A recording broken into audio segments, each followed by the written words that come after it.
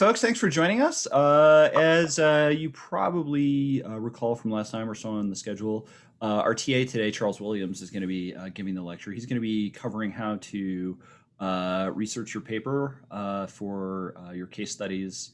He wrote a very good case study last semester, and he's going to talk a little bit about what he did to get that great result. And if you have questions, please raise your hand or flag us down, or if you absolutely need to, unmute yourself and say, "Hey, sorry, excuse me, could you explain?" As you do with when I'm lecturing.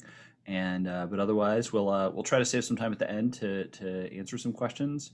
And if you have any questions that come up after this, please feel free to shoot us an email, and we'll answer.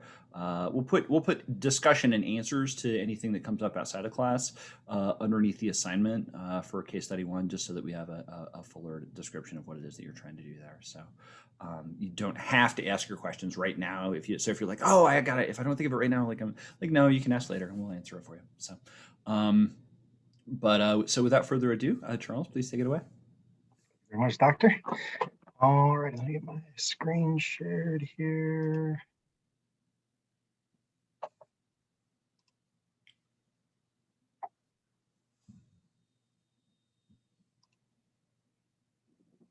How's that look, everybody?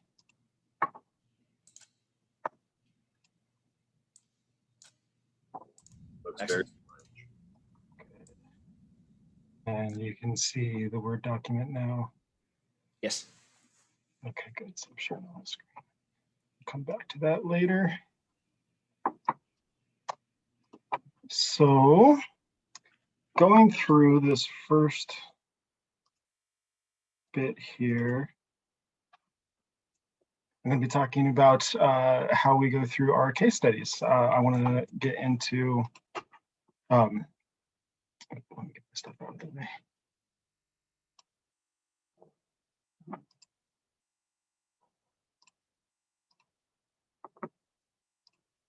We're going to talk about how we focus on our case, how we're going to be outlining the ideas that we find, then determining what our research needs are, and then moving on to drafting and the revision of the paper. Some of the requirements call for 3 scholarly articles and up to 10 sources. So I'll kind of get you through that section and kind of where to find and identify those types of sources. So let's start with picking our case. You're going to want to look for things that you are familiar with. Most of these cases have stuff to do that's in most pop culture. You probably talked about it, even just in social media or in classrooms already. A lot of the classes have covered Zappos and Amazon and such. But look for something that's familiar to you. At some point, you are going to be reading these cases, so you want to kind of give yourself enough time to get through this part. This is basically the longest part of the whole process, is picking your case. So you don't want to spend too much time reading a bunch of unnecessary stuff, but you do want to make sure you have plenty to write about too. So getting to what you know, you're going to want to read the questions for each case. And as you get into reading the case, you're going to take notes and such, but you really want to make sure that you're not necessarily responding to every question. My essay, as you've gone through hopefully already, I cover all 3 questions that are given through case 3. But I put more weight on certain ones than others, and you'll see how I do that as we break this down later. But remember that you don't need to answer every question. There are plenty of things that you can look up just to deal with certain questions alone. And in some cases, it's really going to be the best to just choose one. You could end up talking pages upon pages upon pages if you decided to go for all 3. So pick one, go with what you know, and get ready to read your case. As you're reading your case, you want to make sure that you are taking the notes. I took down literally every detail that I thought would be important, especially for researching later. So numbers, stats, facts, names, especially names, the years, dates, things were happening. all of it's a good reference for later on. And the case is going to pretty much answer the questions as you go too. So if you have pretty in-depth notes this first time, you'll pretty much understand how you want to go about answering the questions for each case too. Remember though, if you can't answer a question, it means a couple things. The topic may be worth researching. Sometimes developing or learning about a new thought actually generates a really good flow for a paper, and maybe your discovery of answering this question is a good thing. So maybe consider what you think you know about it, and maybe it'd be a fun topic just to get into. But if the topic, I mean, if you can't answer the question, the topic doesn't relate to you, it may be time to pick a different case.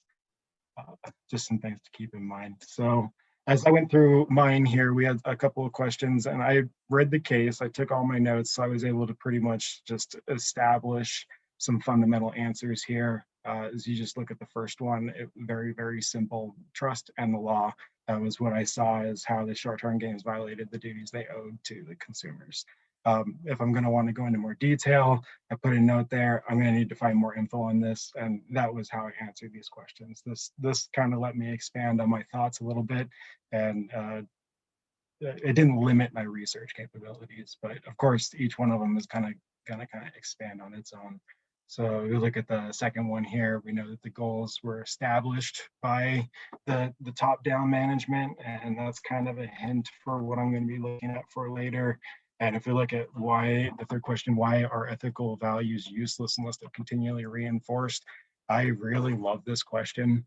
I thought that it was super easy to answer and I really wanted to develop it. So I basically determined that I was going to pick this case after I got to the other question and could answer it pretty comfortably. So we get to this point, it's now time to start outlining your paper. This is important for setting up your ideas. You want to make sure you know what your flow is going to look like. You want to know what you're going to need to research, and then you're going to have to sort and prioritize. So I thought about this as like filling up a balloon. You could fill up a balloon with water, you could fill it up with helium, you could fill it up with air. It has different purposes based on what you fill it with, and depending on how much you have of each resource, you can expand the balloon to any size. So you're really going to want to pick and choose the type of sources that you have to fill these balloons up properly. You have periodicals and journals. These ones are going to most likely find, you'll most likely find with your scholar resources. Journals are peer reviewed. It takes a whole class of or a group of professionals, all accredited in that field of study, to review a specific topic, an article that someone's written, and these are reviewed by many of these professionals. So you can nearly guarantee with the context that the journal is going to be accurate and provide you with good information. And we'll talk about more with that when I use the databases later. Periodicals like news articles and such, some of those things are good for finding source information, but they're not necessarily reviewed. So you're really going to want to look for your journals. There's other things too, like you look in government agencies, they're going to give you good numbers, Census Bureau. I reference Google Finance in there too, just to get some stock numbers for Wells Fargo and show some growth. All of these things are good sources. They'll count towards your 10. That it stacks up really fast. You know, if you noticed in my citations, there's a citation in there from Gino Francesca that slipped in as a source that I had read and I was going to add to my paper, but I decided I didn't use any of that information. So I deleted the source. It was just good for me to have the citation. It was just reference. I didn't use it, so I deleted it. But that's kind of how you gather your citations and your sources. So determining the needs, we kind of have a general idea of what our sources are going to be and the type of research we need. So let's go back to actually designing the outline. These are our basic needs of our paper: the who, the what, the when, the where, and the why. And you want to make sure that you can answer these questions before you get started. Who, in my case, Wells Fargo. What, it was the scandal. When, in 2016. Where, US, and actually globally, it wasn't just a national issue, it was global. And why, I want to discuss the importance of decision making from the top down. So all of this very generally answered. I've got myself in a good mindset. I'm good to move on. And I tagged this last one in here. Another a writing professor, my first English writing 110, she put out the what if, and I thought that was a good thing to add. It really adds direction. It adds complexity to the thought, and it's kind of where you find the meaning behind your paper. So in this case, what if Wells Fargo had practiced better habits? That's basically what I'm going to be writing about. So I'm good to start writing my outline. Hey, Charles, I Yes, just sir. I just want to that's really great. I just want to slow down and repeat that and make sure everyone gets that, right? So Yeah. what if what if the company had behaved better or had behaved differently? Right? That is often going to be like really the essential question that a lot of you are answering in your paper. So in this case, what if Wells Fargo had behaved more ethically and in a way that better complied with laws and policies? That's really kind of the essence of this paper. And that's going to be the essence of a lot of your papers too, is what if? It's the counterfactual. If they did these things, but what if they zigged? What if they had zagged? That's going to be the topic of a lot of your papers. I just want to, that's really good. That's absolutely essential. And I really like that. And I didn't even think to stress that way. When you said yesterday that that was what you were going to cover, I was really excited about that. I just want to make sure everyone gets that because that's really important. Okay. Thank you Thanks. very much. I appreciate the interruption there. I do agree that adding this point here is incredibly important, and that is the fuel for your paper. So don't skip this part of the process. Outlining it. I mean, most of us can sit down and write our first draft we start, and even a lot of writing processes, they urge you to just sit down and start writing right away. Um, they're doing it this way. This is a research paper. Give yourself an outline, give yourself a direction, and then start your research. So that way you don't have to spend hours researching things you don't want. So I got through my questions Looks and like, looks like, sorry, it looks like we've got a question from Monica. oh yeah, go ahead. Thank you, Professor. Thank you, Charles.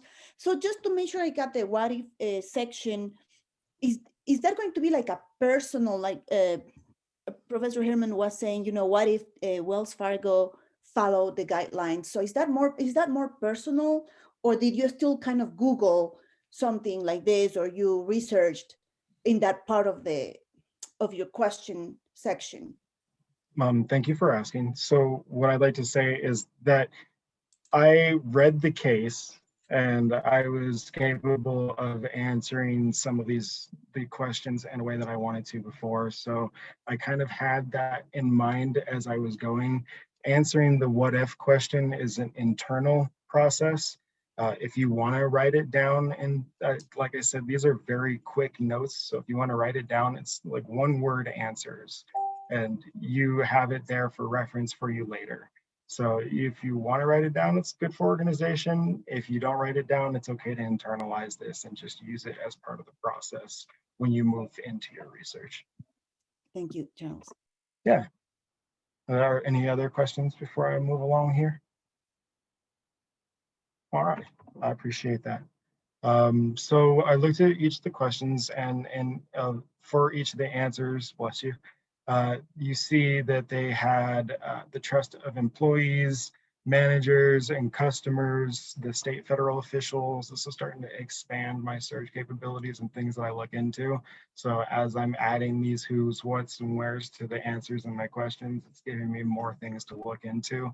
And these are going to end up being keywords that I search later. So I'm looking for, scandal and employee ethics and top-down management. And in this case, the writing only talks about the scandal of 2016, but when I did more research, sorry, I'm on the screen here. When it talks about 2016, but when I did more research, turns out this ran all the way back to 2004. So I get more and more things to look up as I go.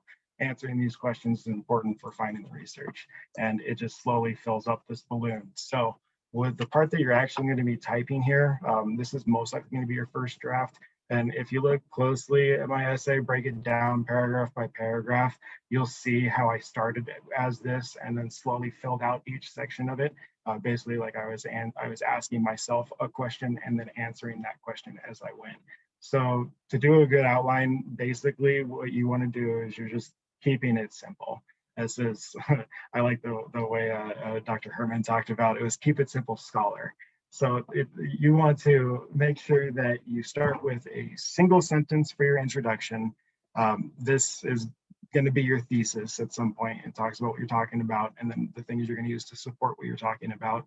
And then you have the body section, which is the main portion of, like, it's the meat, the goods of all your what you're talking about. And I broke this down simply at first. Is the first section of the body is the answer to question 1, is the answer to question 2, is the answer to question 3. This is not the case for every case. Some of us can only answer 1 question per paper. We only get 5 pages or so to work with. Don't overburden yourself. Don't expand too far. Sometimes 1 question is okay, but you'll see how doing it this way, you can expand each subheading, and then you'll end up with an actual paper later on. So the last section here, your conclusion, just type your thesis statement again, type your introductory statement again, and I'll show you what that looks like when I have it typed down. Again, I kind of worked backwards because I developed my outline into the paper as you went. But if you see, I pulled the introduction, my thesis statement, had the CEO, John Stumpf, understood the effects of ignoring the management teams globally and did not pressure unrealistic sales goals on subordinate managers, there would be no incentive to fuel the scandal. So now we know CEO, our top-down management, is the reason for why we had the scandal, and now I'm going to support that in my body section here. And as you see, I addressed what the ethical challenges were first, and this required me to define what it was. And in defining it, I learned that cross-selling was a part of the product. The type of selling of these products, which involves, let's say you have a checking account with your bank, they're going to also offer you a credit card through the bank, or a savings account through the bank, or a CD loan, or something along those lines. They want to get you in mutual funds or anything along those lines. That's cross-selling. So their account specialists were signing their customers up for accounts to meet quotas. And this is I wanted to describe what exactly it meant to sell these products. So I did a little section for that. And then I gave a little bit on the employee perspective for what was giving the motivation on the employee side to sell these products this way as well. So like they're meeting very heavy demands. Their supervisors are really putting pressure on them. I wanted to give a nice little picture about what that looked like. So I did some research on that. The next major section for discussing my ethical challenges was the top-down pressure. And this is where I added my knowledge from the textbook specifically. I like to, when I write research papers, especially when it involves a class, I do like to reference the textbook. It shows that you're reading the material. It's kind of good to go back and reference the work that you already put into taking all those notes and doing the papers anyways. So this was my shout out to Cengage's lesson here. Teleology is how I put it down. In short, you're going to learn about this in chapter 6, I believe. It's just that the ends are justify the means, or the means justify the ends, excuse me. And that is basically what drove the top-down pressure for the Wells Fargo scandal. So I can develop that thought here. And then the next part of that body, and this is kind of what's going to support why I draw my conclusion, is what you would normally do. So I talk about the standards and the rewards that were associated with the scandal, and the modifications that you can make to those standards and rewards to combat this I don't know, the competitive nature of trying to open all these accounts for people unwittingly, and then how to fix the top-down communication and making sure that they're really supporting these fundamentals. I don't know if you saw in the paper, by the way, your requirements specifically say avoid the block quotes. I did use the company, the motto, I apologize for forgetting the word all of a sudden, but I used the statement from the mission statement for the company directly in my paper to show that they had made a difference at some point before the 2016 scandal, and that nothing had changed in how the company operated after the scandal after they had adjusted to the scandal. So it was a little bit more pertinent, but I mean, unless you really have a way to use a block code, I would avoid using it. It's just a waste of space and it's going to require you to explain it. So that's that's pretty much why that's in there. So moving on, we have our what to do's, and now I can draw my conclusion. And again, I just extracted this from my paper exactly, but I roughly restated what was going on in the introduction. It's just a recap. It shows that you tied everything together. And if your thesis statement doesn't change by the end of it, odds are your paper didn't change directions halfway through. So that's kind of like a good thing, just a good check mark. So you have your outline. It is now time to begin the research. Would anybody like to ask any questions before I move forward? Feeling good? All righty. So as I said before, you do want to take notes as you go. You've already read the case at this point, so you should have a plethora of stuff that you can reference as you go.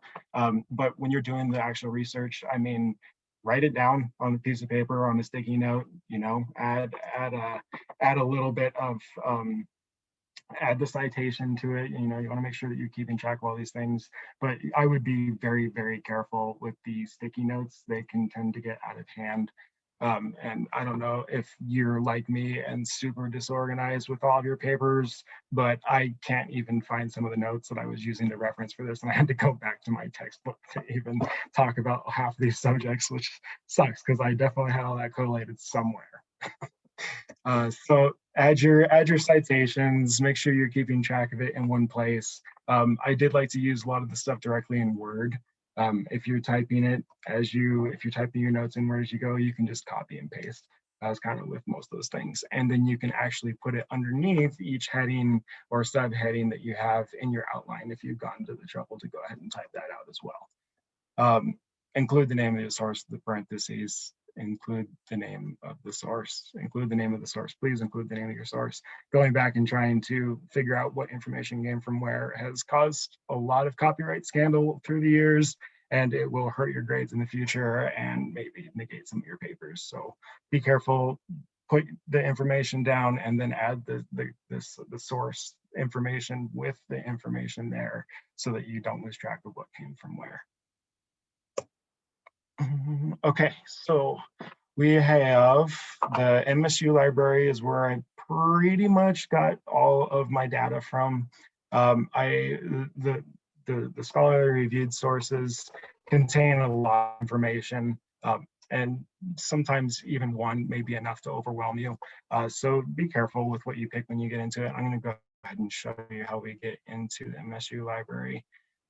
If you haven't done this before or you're super uncomfortable with the idea of doing it, just go to the library website and chat with some of these people. They're incredibly friendly. I've done 2 workshops research through my writing classes with the librarians. They're very friendly. They know how to do research. They know their material, like everything that they have in their library. They're spot on with their knowledge. So I recommend talking to them. Another good resource, if you haven't used it, the Student Writing Center. I was required to use that for an assignment last spring, and it was great that I did. He gave me a lot of good tips. He really refined my workplace toxicity paper. It was great to have the resource. So MSU has a lot of good resources. If you haven't gone to the library yet, I need to stop sharing things. If you haven't gone to the library yet, msudenver.edu. It'll bring you up. Go to your current students. You all can see my screen still, right? Yeah, thank you. And then up here in the top right corner, you see the library. Brings you right up to the same page we're going to. So you get to library, you can search directly here. Most of this is going to be the library's contents, so you're gonna have to filter between books and like online periodicals and such. I really want to point out the database list. If anything's helped out my research over the last few years, this has definitely been it. And then last spring, I got the opportunity to learn about one of these here in the general business. is the Business Source Premier. I'll come back to that here in a second. But if you, I mean, you can look at your databases by alphabetical order. You can search it. One database that was brought to my attention yesterday, thank you very much, sir, was the Nexus Uni. And if I type that in here, it's have a pretty expansive database and a good selection of periodicals, newspapers, things if you want to use that for reference. MSU, if that's your school, I'm assuming everybody here is MSU, but you'll go to the MSU login and it'll log you into this database under MSU. So make sure that you're logging into your student hub in Canvas. As you can see, I'm already set up with Canvas here. But make sure you're logged in there or it's going to prompt you to do it. I'm not sure how reliable it is. Professor also speaks of using VPNs. And if you're familiar or comfortable using that, you're more than welcome to use one of the services that'll help you out with going back and forth between databases. But it brings up all the good stuff and then you can do your searches.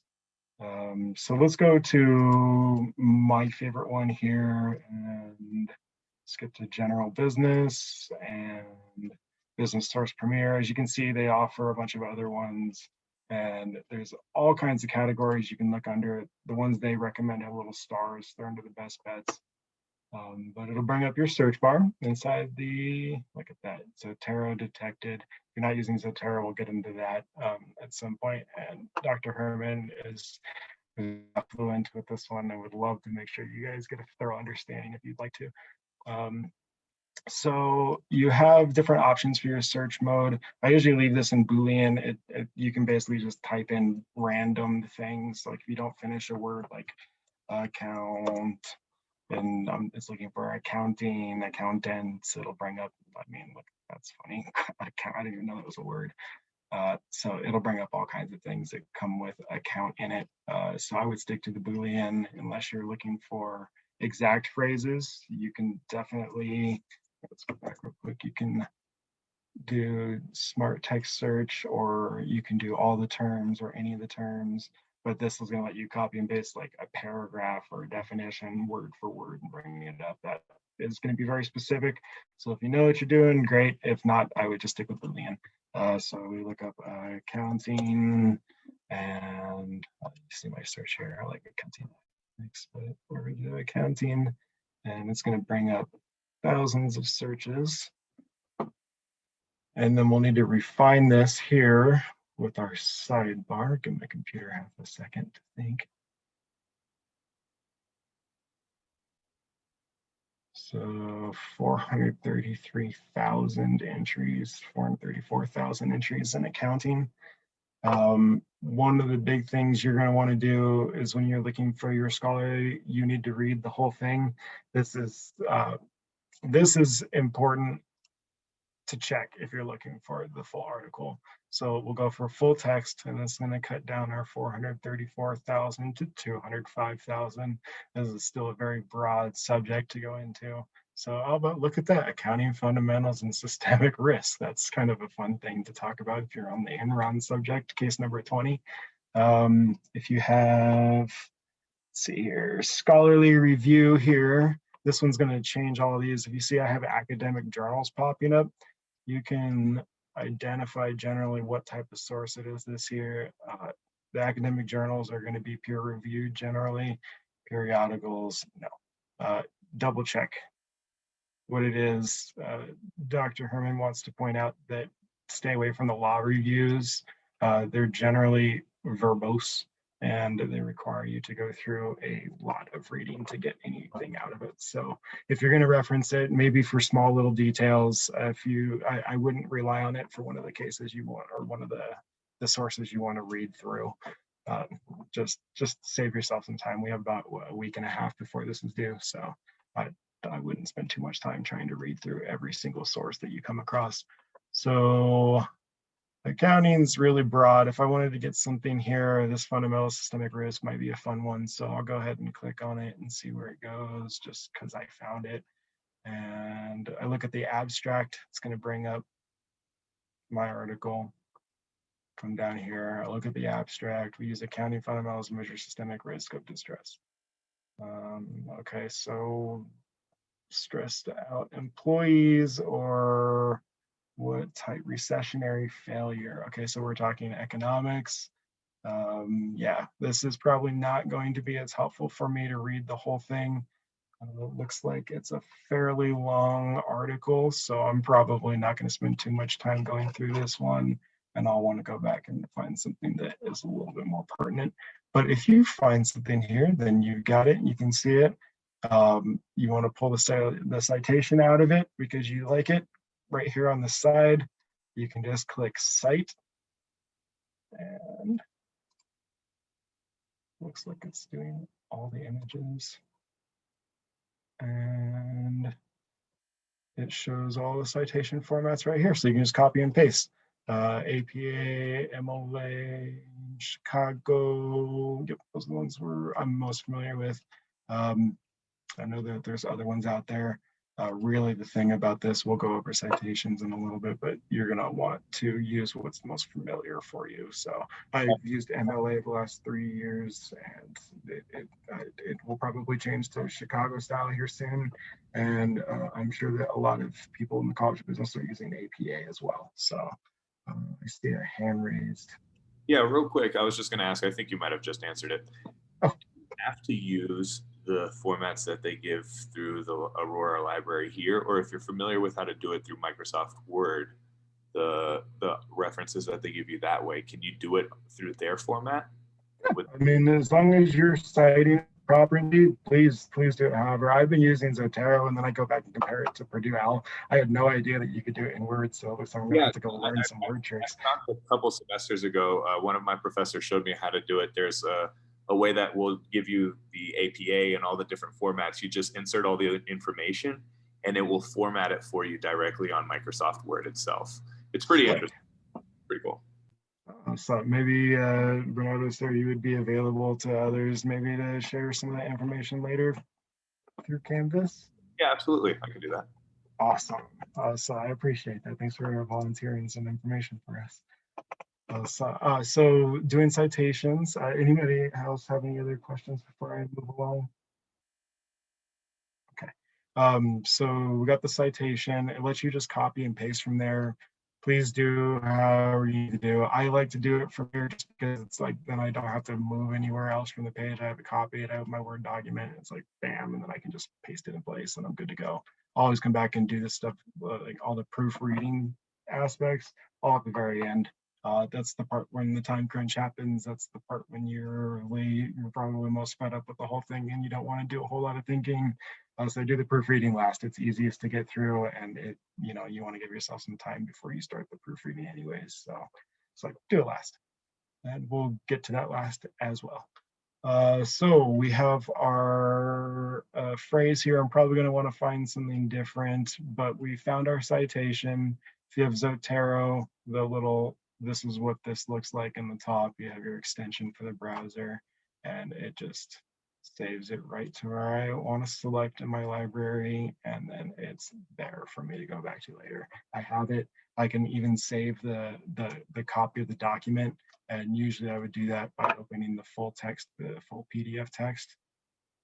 Thank you, full PDF text, and do it from here because then I can save the PDF with the citation in Zotero. So that's kind of slick, but again, you can do this whatever way is easiest for you. Just want to make sure you're keeping track of everything. All right, let's see where. I provided in this the link for Zotero. So this goes directly to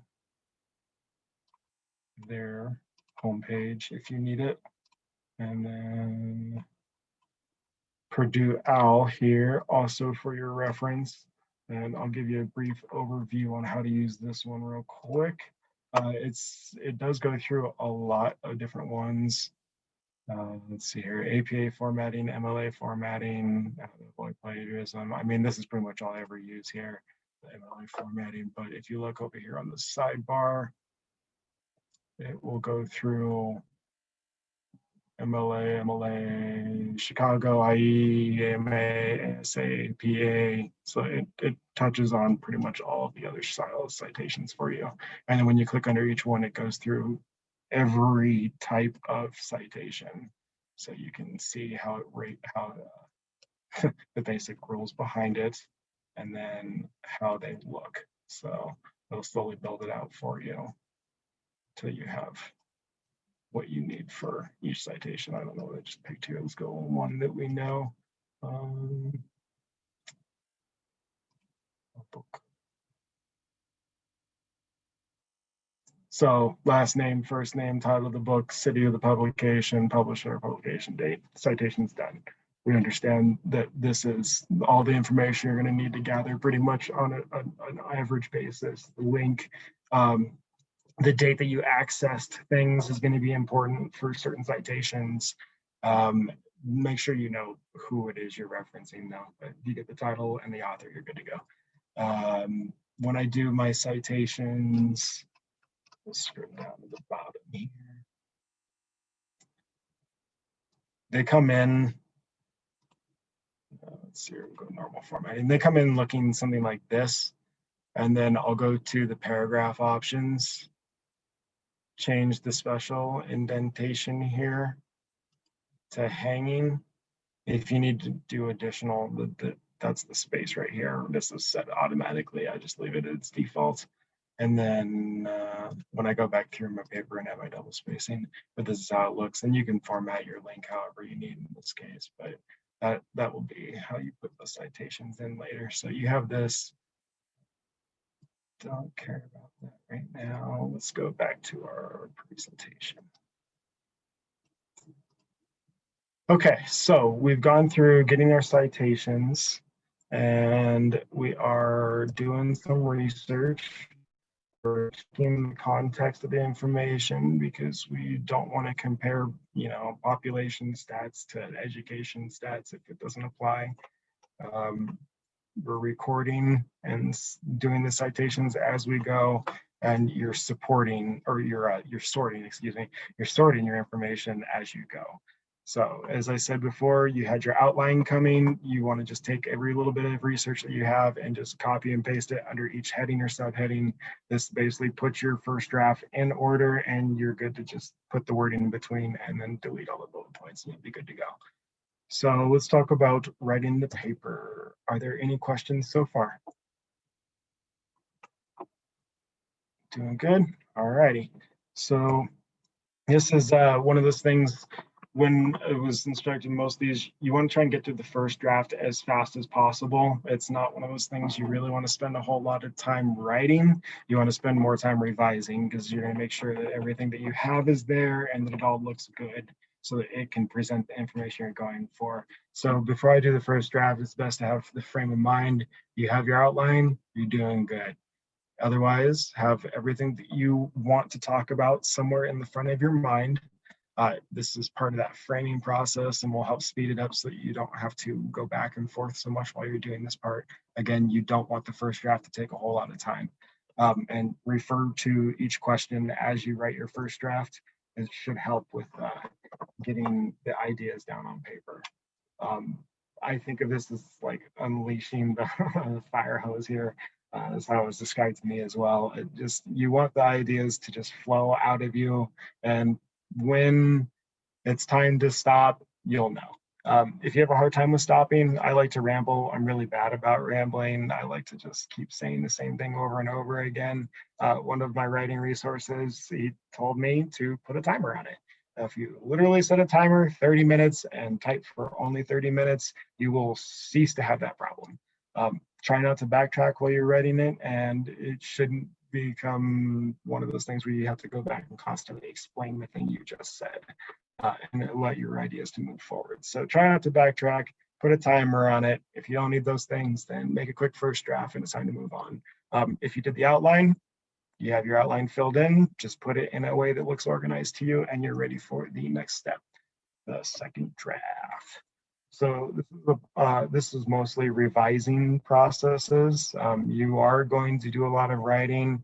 If you really hate your first draft, this is the time for you to rewrite it.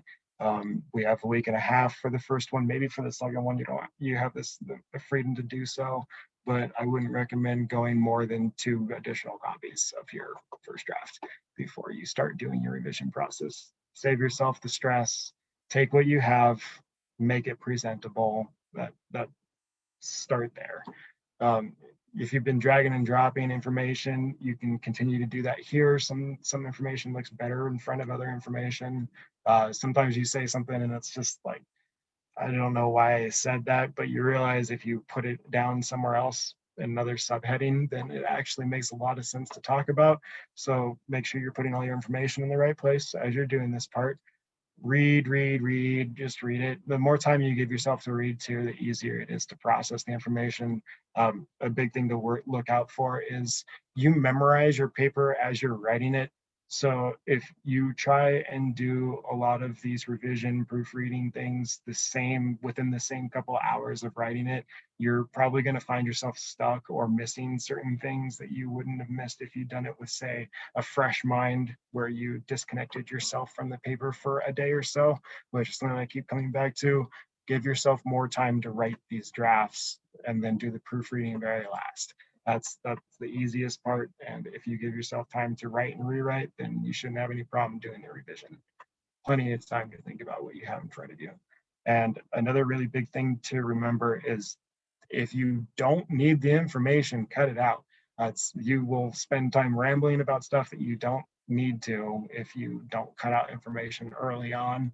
And sometimes later on, like with Francesca Gino, my other citation there, it was like I'd actually had a couple full paragraphs and I realized I was running myself into a dead end of a situation that wasn't really supporting anything that I was writing. So it's just like time to abandon that information. Go ahead and just delete it.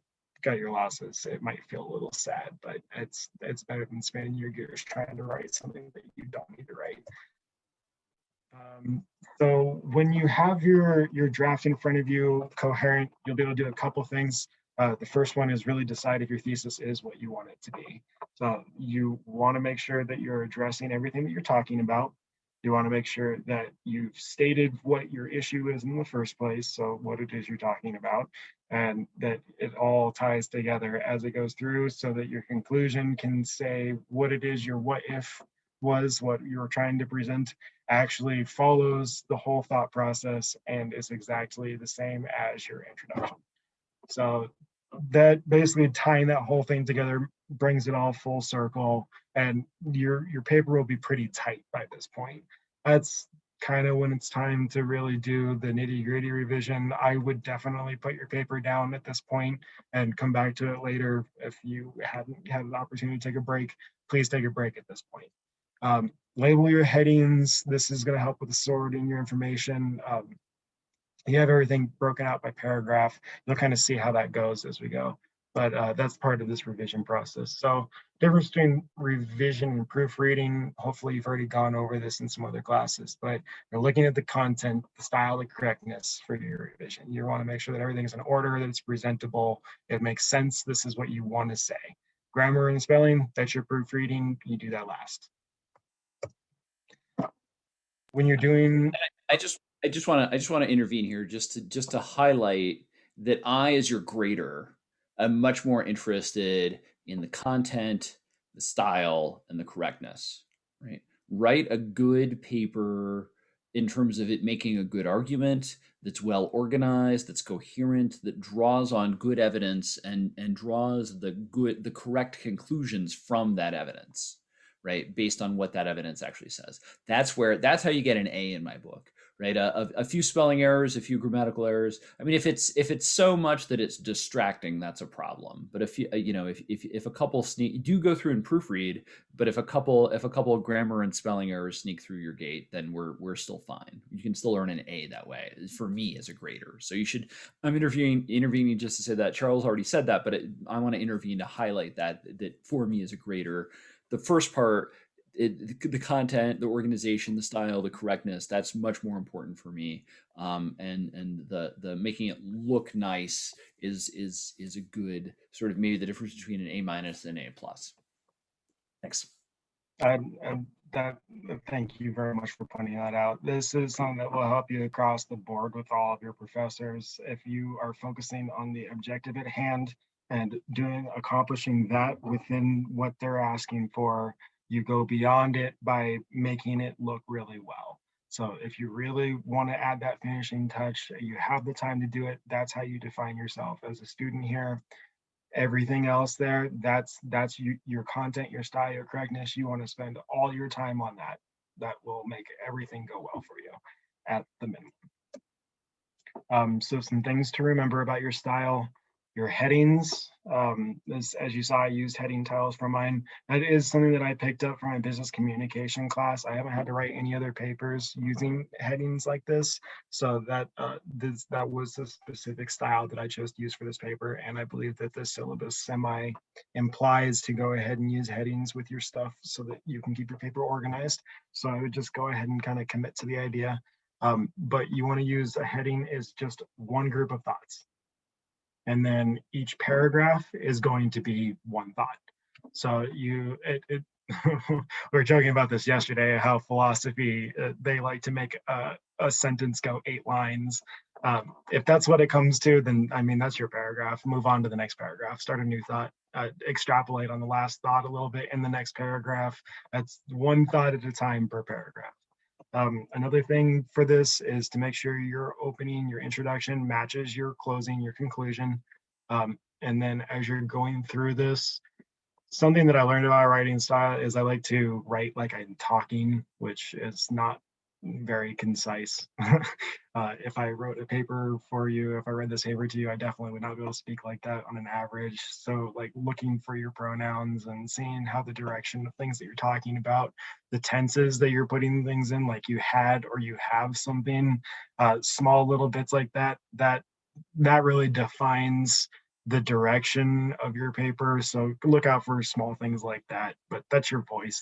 You want to see exactly that it is what you're trying to present, that it matches. Is it concise? Is it informative? Is this what you really want? So go back and check your voice when you're looking at your style.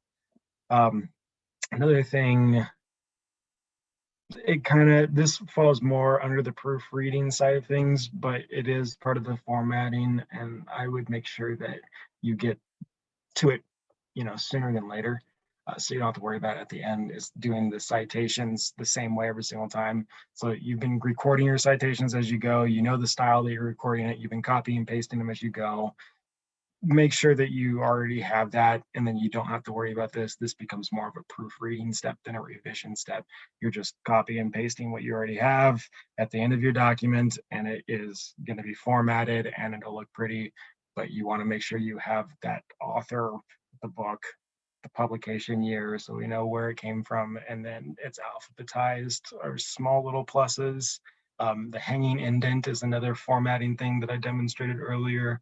If you need anything like that, I mean, YouTube has all your answers if you're looking how to use Word. But like Bernardo, thank you very much for bringing up the references page in Word. I mean, I didn't know that you could do that so simply there too. So you can find easy ways to get around these things all over the place. But look at your citation uniformity as the same, and is all information that you're presenting throughout the paper documented with a citation, a source name, or your subtext or supertext, whatever you need to use to identify the information. And then grammar, of course, this is part of the readability of your paper. So if you're skipping past the spelling or anything, I mean, grammar, try not to skip this step. It's one thing to talk about where the apostrophe goes in its, which is not always necessary there. Just so you know, ITS is how you spell that. And you want to make sure that kind of stuff's there, but having like the you, the your, you are, or it's yours, those things are really distracting when you have that in a paper. So I mean, not go through and take those things out, fix some of those spelling errors, make sure that you can actually read through your paper. One tip that I got from the Writing Center, go through your essay backwards. This is very difficult to do. I don't know if you ever tried to read every sentence backwards, not literally the sentence backwards, but if I started at the bottom of this page, title page, And then spelling, there will be none left by this point. So check for grammar again. And then grammar. So you read from the bottom to the top and check for grammar and spelling issues that way. Very thorough. It kind of disconnects how you think about your paper. It makes it easier to see mistakes in your writing as you go that way. Just a small tip. And then along with the organization thing, another last minute check to make sure you have it for submission is your title page. And this was also very easy to do. And I liked how mine came out. Word gave me a lot of basic formats, and then I just went through Pexels.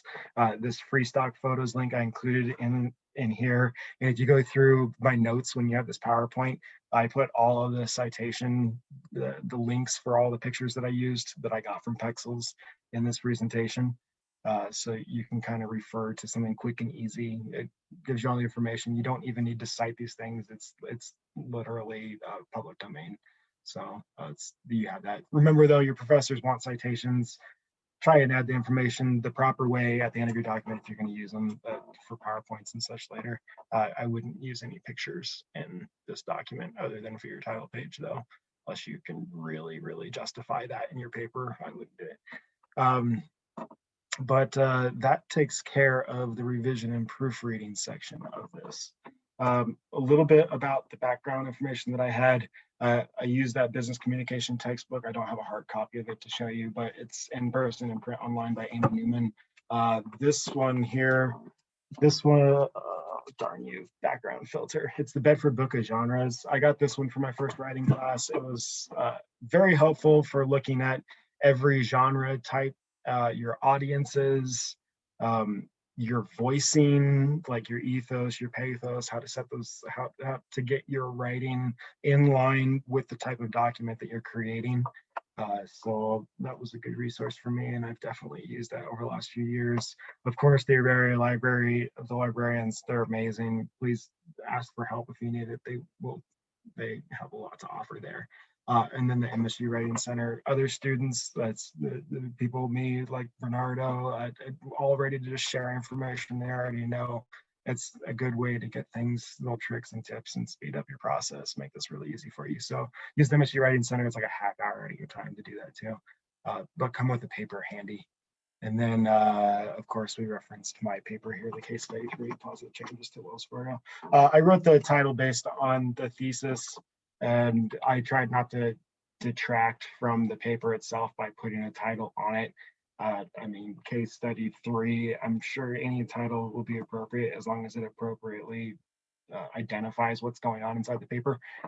Don't do something random or weird, but you know, anything would probably be okay really for a title page. So it is another one of those that's not the most important part of the document. And I would recommend focusing on making sure that your whole paper is identifying something and then talking about what you researched to figure out that's something. So that concludes my portion of this. I do appreciate everybody taking the time to listen to me talk about this. And did anybody have any questions or like to just talk about anything in general? I have one brief sort of content question I'd like to get your feedback on. For a little bit of context, I had a journalism teacher at one time. I had a very dry sort of piece that I wrote, and she said it needed more bite. So with this kind of thing, of course, like I had strong opinions on Wells Fargo. I still do. I don't know if it would be appropriate to really take like not an editorial stance, but and not quite to conclude with Wells Fargo sucks, you know, but is like maybe a more assertive stance okay in a paper like this? I would like to let Dr. Herman speak on this directly, but from a student standpoint, when it comes to assessing how much bite you want to add to the paper, I would really judge how much content you're going to need to add to the paper to support that bite. So if you're trying to have a perspective where Wells Fargo sucks, like you're going to want to justify that Wells Fargo sucks. So it may not be appropriate just to outright say Wells Fargo sucks. Maybe it would be appropriate to be like, well, their corporate governance has loopholes in it, and then that gives you a research topic. And then by the end, when you get your conclusion, it's like, now you can officially say Wells Fargo sucks, but I didn't have to tell you to think that. You know? Okay, that makes perfect sense. Yeah, and I just want to echo that. The very overview version of an answer to your question is, do express an opinion. Express a strong opinion and a well-founded opinion, but make sure that that opinion is at a scale and a specificity that is reflected in the evidence that you have marshaled and the arguments that you've constructed. So Wells Fargo sucks is I mean, that's an incredibly broad claim. And like, what do you mean by that, right? So, well, or like Wells Fargo is a den of iniquity, right? Like, I don't think the evidence supports that either, right? But Wells Fargo engaged in a clear corporate malfeasance, right? The evidence is overwhelming that that is true in this particular context, right? And so when that in context XYZ, right, in creating false accounts for customers or whatever else other specific claim you want to make, right? If that's part of your thesis, then and you demonstrate in that essay, then that's a good essay. That's a good essay. I mean, I don't want to read. Do not, for the love of Pete, and underline this for those of you who are taking notes. Underline this, star this, circle this. Do not write a both sides essay. Do not write a both sides essay. Take an opinion, take a stance, express an opinion, justify your opinion with evidence, and that's how you get a good grade from me. Is make a case that what they did was, or if you want to, if you wanted to look at all the evidence that Wells Fargo engaged in and say, actually, this was fine. You're going to raise an eyebrow, but like, what's your evidence? What's your evidence? And if you can support that claim, great. I'm really interested in reading that essay. So take an opinion and make your thesis very specifically tethered to the argument that you're making. And Wells Fargo engaged in corporate malfeasance in the form of creating consumer fake accounts for consumers and other acts of misbehavior. That'd be a great thesis. Go prove it. Does that make sense? I like it. Yes, it really does make sense. I got an idea. Okay, good. Thank you. So, anyone else would like to ask a question or offer an idea? Charles, I have a quick question. Do you know if the library is already, the library at the campus is open? I'm pretty sure I just saw an email that they are back to normal operating hours. I didn't read the email, so I don't really know, but I think that they just pushed an email out about that. So you should have some information in your inbox. Okay. Thank you. I haven't been taking. That's okay. Like I said, I didn't even read it either. I tried to go to the library last semester and I couldn't. We couldn't go. No. It was closed. So yeah, that's why I was asking. Yeah, thank you. Yeah. That was how I ended up speaking with a woman from Australia last year. I went in to see, I was like, what are the operating hours? And I kind of needed to do some research and get a book or something. They're like, oh, we're closed, but I can help you with this. And then she showed me Business Source Premier, and So if you talking to them online is really helpful too. So I would urge you to try that if we can't get in the library, Okay, thank you. Oh, thank you. They may still be discouraging. And so like the cafe is open and grab and go is open, but they may still be discouraging sort of like wandering around in the library. Like wandering in the stacks and that sort of thing. So Messenger, their website is a little unclear about what's open. So go ahead and message them to make sure. Because what I was doing last semester is I would just say, I want this book, and within a few days they'd say, come get this book. And so that was really easy. But also keep in mind, most of what you need to do at the library, it's going to be in the databases anyway. There's very little that you're going to do. If you're reaching into the stacks for books, then you're not engaging in an especially time efficient way to do this research. There are great books out there that will come to bear on giving you good evidence that could help you write this essay. But finding those books quickly and then finding what you need in that book quickly enough to make it worth the time is something that like, I mean, in all candor, most of you probably just do not have enough years of experience as a researcher that you would be able to do that in a small enough amount of time that it would be worth the effort. So it's not just a matter of like, can I do it, but it's also is the juice worth the squeeze, so to speak. Right. And so don't blow your wrist out trying to squeeze a lemon for 3 drops when there's plenty of other stuff on tap for you on the library databases. So I would just use the library databases and look for what's full text. And then if there's an article, on that note, if there's an article that's not full text, let's say you go to Business Source Premier, which I strongly recommend. I think they should have plenty of sources for everything that you would need to write any of these papers.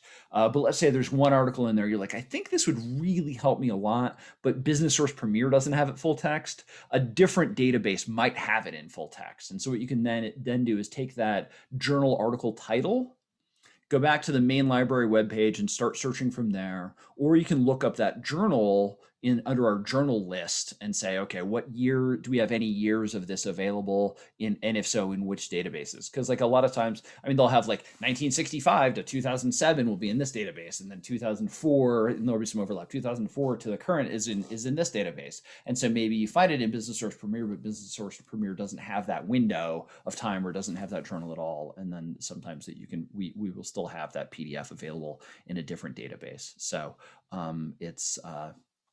look, if there's one article in particular that looks like it would really help you write your paper, feel free to look for that in the library generally instead of just in that one database. But even then, I mean, like that's it. I'd be surprised if there's one article that you really need where it's like you can't write the paper without this one article. There's a whole bunch of good stuff out there to find, and it's not. I mean, a lot of these sources are gonna cover really overlapping topics, and so you're not gonna need to worry too much about whether any given one article is available in full source. So that's like full source in the database where you're looking, available in a different database in full text. And then not available, and so I've got to ask for it via interlibrary loan, or it's in a book. Like that last category, I wouldn't worry too much about. Like, oh, I'm not, I really have to leverage the library hard to get that. I mean, like I'm pulling books from the library sometimes that they don't, that they have or that they don't have, and then I'm asking for them on interlibrary loan. But I'm a professional scholar writing, sources, writing journal articles that have 50 or 60 sources in them. That is not your problem. That is not the level you're at, and you don't have to do it the easier way is what I'm trying to get at here. Thank you, Professor. I am kind of old-fashioned. I do like to go look for books to support my thoughts, but thank you for explaining. So then it's easier for me to be online, but thank you for explaining. That makes me feel better. Yeah, I mean, your time is limited. Most of you are taking 3, 4, 5 classes. Most of you also have 20, 30, 40 hours a week of paid work, if not more, to do. I have a reasonable expectation of how much time this should take you.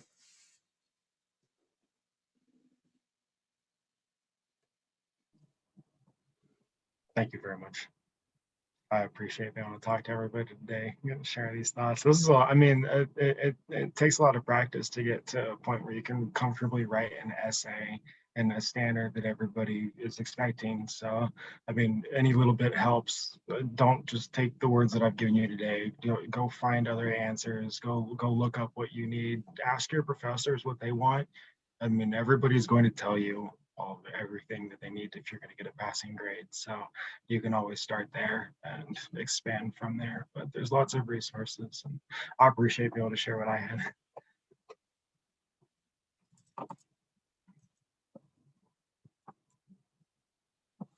Any other questions? I have a question. So where do you go to find the case studies? If you go to the back of your book in the paper copy, the digital copy here, but yeah, the digital copy, if you just scroll past the chapters, once you get to, you can just open up the chapter headings and it says cases there under part 5. You can just open that up and then scroll to the, scroll left, scroll to the right until you find a case that you want. Does that take care of you? Are you able to find it with that description? Under part 5. Yeah, under part 5, the sections labeled cases. For those of you who got the paper book, which they'll still ship it to you for $8, which I think is a great deal, even just to have on hand, even if you mostly read the digital version. Sorry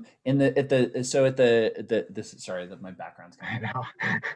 but if you look at the side of the book, right, the white pages are the standard textbook, and the green pages are your cases. So it's like just to give you a visual sense of like how much of this textbook is the cases. So you've got a lot, you've got 19 of the 20 cases to choose from, and each case is incredibly detailed. And so that's why Charles said, look at think about which cases you might want to do based on your familiarity. And so maybe say 3, 4, 5, 6 of them that you're kind of potentially interested in. And before you read those cases, because each of them is something like 10 very dense pages, go read the questions. Look at the case and then look at the questions and say, are these questions I'm potentially interested in talking about? And some of those are going to be, you're going to be like, oh yeah, that's awesome. I really want to learn more about this. Or I'm really interested in learning about this. And some of those are going to be maybe, and some of those are going to be like, oh, actually, now that I look at these questions, this topic is kind of interesting to me, but I don't really want to talk about these questions. And so don't invest the time to read a case until you've read the questions and have some potential interest in answering those questions. And you said answer a couple of the questions, not all of them? Yes. Again, this is probably. So this is really important. I'm gonna look a little bit here. Yeah, it's case 9. So a lot of you, especially those of you who are more interested in sports and athletics, are going to be interested in the NCAA case. That's fine. I mean, I don't really want to read 90 cases on the NCAA, but 15 of them, I'm sure 10 or 15 of you will write one of your 3 cases on the NCAA. And so great, that's fine. But I'm going to pick the NCAA cases as an example of why this is. Oh no, I'm already in Google. That's not good. NCAA, right? Of how some of the cases, the questions do not go together very well. The questions are really about 2 or 3 different topics. When Wells Fargo, the cases go together really well. So answering all 3 questions made for a really good cohesive paper. A lot of your cases, though, one question is really going to be all you want to answer, and you're really going to want to focus on one question or maybe 2 questions. But let me talk about the NCAA case as an example where any one of these 3 makes for a good paper. Trying to answer even any 2 of them, though, let alone all 3, not recommended. Not recommended. Okay, question 1. How does the NCAA encourage collegiate football programs to develop a culture of ethics and compliance? Right? The NCAA's regulation of football programs alone, that's a paper. I swear to you, that is 4 pages easy. Once you start writing that paper, you're going to want to write a 10-page paper. Keeping it to 4 pages is going to be difficult. Right. Question 2. Is it a valid criticism that the NCAA is based more on compliance than ethical values? Again, now there's some overlap with question 1, but that question alone, number 2, is the NCAA based more on compliance than on ethical values? I swear to you, that's a paper. You could write a 30-page paper on that one question. Right. Number 3. How can student athletes, coaches, and university administrators demonstrate a proactive response to ethics and compliance? Right. So here's a sign. Here's an important sign that your questions don't go together really well. So in questions 1 and 2, the actor is the NCAA. In question 3, the actor is the athletes and coaches and administrators of the programs. So within a 4-page paper, you don't really want to be trying to talk about how this group of people does something and how this other group of people does something. Like that's not going to make for a cohesive paper. So because you've got different actors in these different questions, just pick one.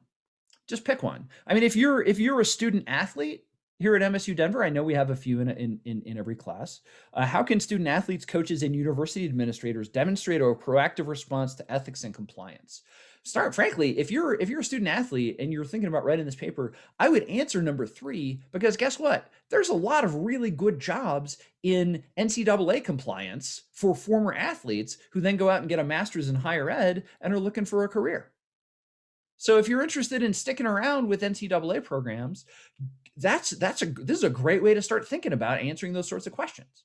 How the NCAA should behave, that's not, you're never, I mean, like, you got to be at the program level for a lot of years before you're able to really jump up to the NCAA level, right? So start with question 3, answer that question, and then maybe that starts to open some career doors for you. So and then you could the people in our office, in our athletics office that deal with this stuff would love to talk to you about this stuff. Would love to talk to you about this stuff as a potential career, as just as a topic that's of potential interest. So, but then again, that third question, that's an essay. That's an essay. So just one question for any one of these can make a good essay.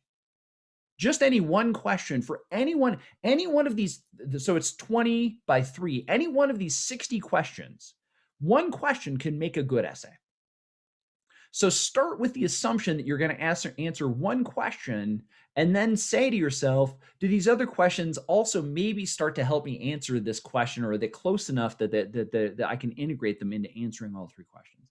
I didn't make this clear enough last semester. And so one of the reasons Charles wrote such a great paper is because he picked a case where the 3 questions really go together. But most people try to answer 3 questions, and it tripped most people up. Most of these questions, you're going to want to answer 1 question or 2 questions. And you're going to write a much better paper if you start with the assumption of 1 question and then say, well, maybe I'd be surprised if you feel like you don't have enough to say, but maybe as you're starting to answer it, you realize you're answering one of the other questions, and then that can make some sense. Thank you. Absolutely.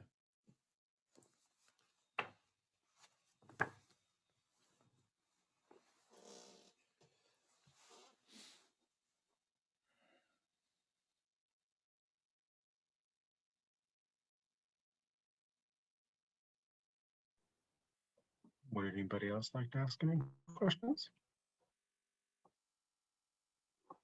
Did you find the case studies in the back of your book? Yes, I did. Thank you. Awesome. So the paper needs to be 4 pages long? Give or take. Stay pretty tight to that. Stay pretty tight to that. If it's 3 pages, it's going to be too short. By about 4.5, 5, I'm like, I'm getting a little exhausted. Okay, perfect. I'll aim for 4. Thank you. Exactly. 3.7 or 4.3, great. Yeah, but right about 4 pages.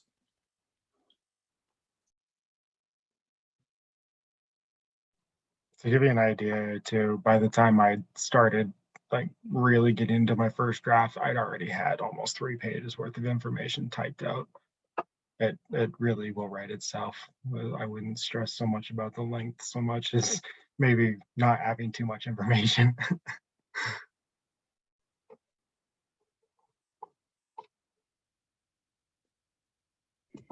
Charles, if we need some help, like maybe to make sure we don't, I have a hard time following the 4 pages rule, kind of. I usually go one more page over the limited. That's me. I've always struggled with that. But could you help us kind of guide us, like can if I want to get some feedback, some information, can you help us, give us some ideas, some tips? Like if we, like in my case, if I already pick a case and I need some guidance to make sure I'm going in the right direction. If I will set aside time this Thursday, and then if you want on Saturday this weekend or Tuesday next week, if you send me any essay, I will do my best to look at it. We do have midterms, so I'm not too necessarily, I don't want to commit to being able to read everybody's paper if they send it to me, but I would happily love to give you some feedback. So no, I will never want you to read my essay. That would be too much work, but maybe just like a little bit, like I am doubtful about the question I want to answer, but I have already these ideas, these thoughts. So Yeah. something like that, you can kind of guide me. You're like, you should pick this question, you're better answering this question. And in that sense, like I can help you out with that. guidance if we need it. So little nudges in the direction to get you going. I would love to do that. Thank you. And by the way, this is also an excellent use of my office hours. So after this class until 1 o'clock, after my 2 o'clock class from 3:15 till 4 o'clock, and then on Mondays and Wednesdays, and on Thursdays from 12 to 2. I'm every week, all of those times, I'm like checking email or grading or other stuff because nobody comes by. So hit me up on Teams and say, hey, I have questions. And those are, if those times work, great. And if not, you can make another appointment at another time with me or with Charles. But I mean, I have 5 hours a week where I'm sitting there and I have yet to have anyone come by. So I'd love to have folks pop in. Just message me on Teams first, say, hey, Professor Herman, great, awesome. You ready for a video chat? You ready for an audio chat? And then we can go from there. Okay, thank you, Professor.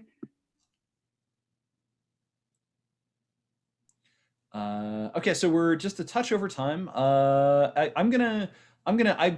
hoped we might have enough time to demonstrate Zotero, but I figured we probably wouldn't. So what I'm gonna do, I'm gonna make a quick recording on how to use Zotero, how to fold that into your research. I think once you use it once and get it set up, it'll make all of your term papers, all of your research papers a lot easier. So I'll make a quick 15-20 minute video on that, unless I can find one, which there may already be one out there, and we'll post that as well. And you don't have to use Zotero at all, but I found it incredibly time saving. So and a lot of students last semester had that response as well. So but we'll post that, and then in the meantime, let's give a round of applause to Charles for his excellent lecture today.